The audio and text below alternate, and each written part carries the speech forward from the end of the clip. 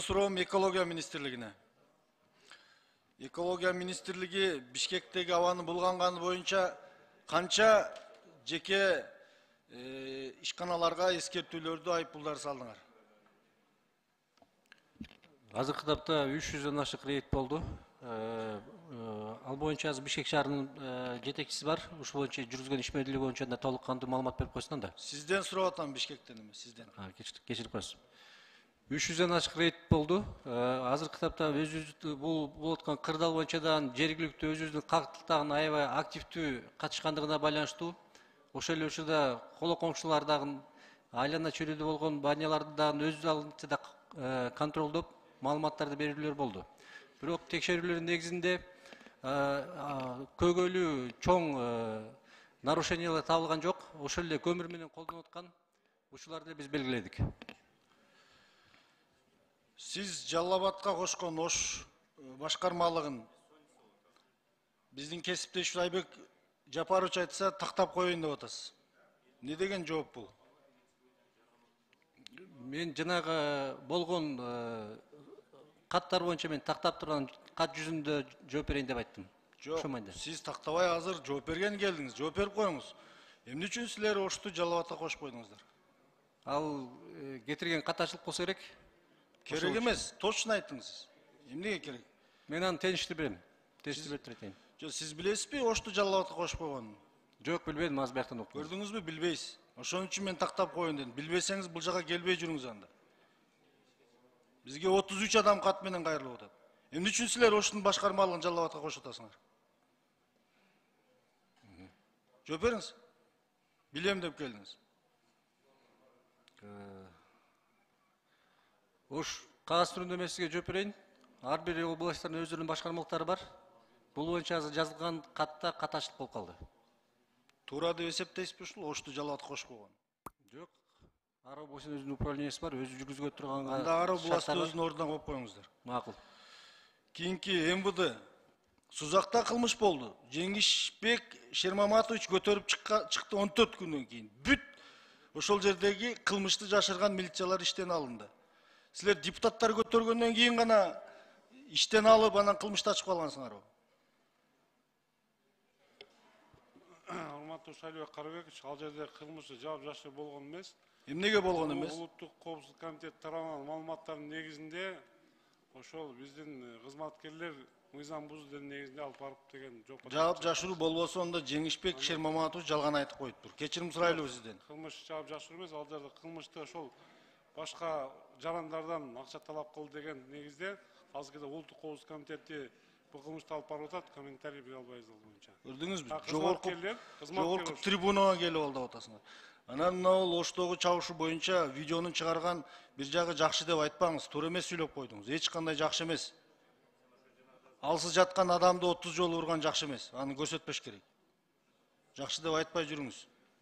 Урматтуу Шайлыбек Карабекович, аны жакшы деп айтканыбыз жок. Ал боюнча аны биз чыгарбайбыз, андай чыгарткан бөгөт коюуга аракет кылабыз. Бирок коомдо ар кандай деген бул талкуулар жаратып атат. Ошо экинчи талкуу жараткан жагын айтып атам мен. Рахмат. Сиз диван эксперттердин артынан кууп кетпеңиз да жакшы деп. Сиз мамлекеттик идеология менен жүрүңүз. Качан алсыз жаткан адамды чабып тышса жакшы болот эле. Сузакта кылмышкерлер келип адамды уруп, чаап кетип, кайра чабылган адамды кылмышкер кылып койгон тергөөчүлөрүңүз иштен айдалды азыр. Прокурорлор баш болуп. Өзү бүт укук коргоо органдарын Кыргызстанда кайрадан реформа кылып чыгыш керек. Камчыбек Кыдыршаевич менен Курманкул Токтораличке айтыш керек. Көзүңөрдү боеп айтпай жүргөн силерге бүт тазалагыла депчи.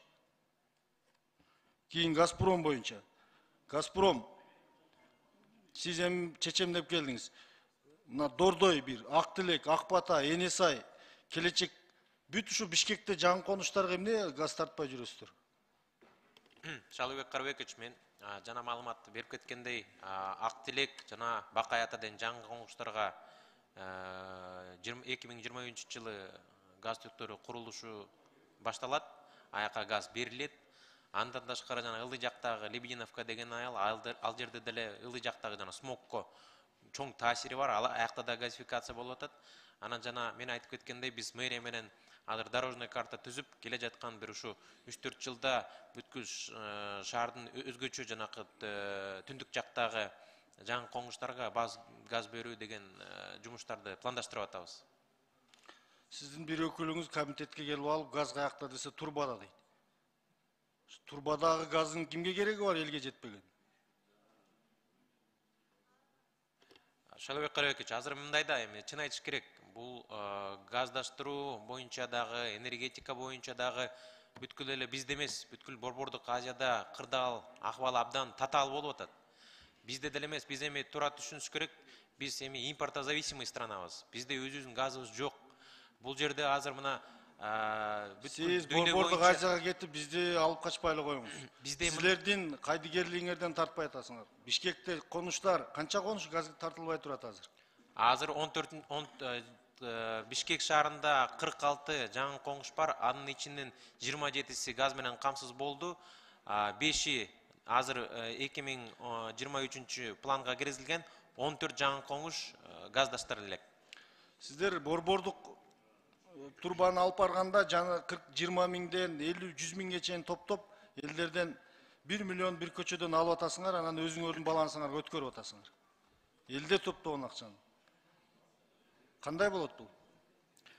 Ал техникалык требование, бул закон о промышленной безопасности деген бар. Анткени биз ал газопроводду өзүбүз эксплуатацияга алыш керек. Аны үчүн эми баланс калып атабыз. Андан тышкары Шалек Карабекович, мына мен маалымат берип Ар бир үй 30 миңден топтоп улап атат. Силер өзүңөр балансыңарга алып атасыңар бирөөнүн акчасын.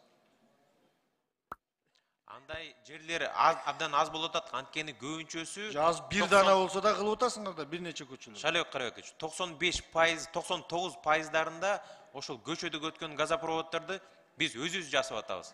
Мына мисалы Советтер Союзунун багынан келген убакытта 2800 эле чакырым газ түтүктөрү курулган. Биз 6 жылдын ичинде 1200 чакырым газ түтүктөрдү курдук. Бул мындай чоң эле долбоорлор жасалды деп айтсак болот. Ошол эле жаңы газификацияланган жаңы коңуштарда 5 жылдын ичинде 10 эсе потребление өстү. Азыр 2018 жылы 2 миллион болсо, азыркы убакытта 23 миллион болуп атат. Баары эл газга кошулуп атат. Керектөөсү көбөйүп атат. Урматтуу жетекчим, Бишкек шаарындагы жаңы конуштарга газды силер убагында тартып бербегениңер үчүн азыр светке күч келип атат. Силердин күнөөңөр бар. Эгер 23-жыл азыр сиз сөз айттыңыз, Акбата, Энесай, Келечек, Дордой конуштарына газды тартпасаңыздар,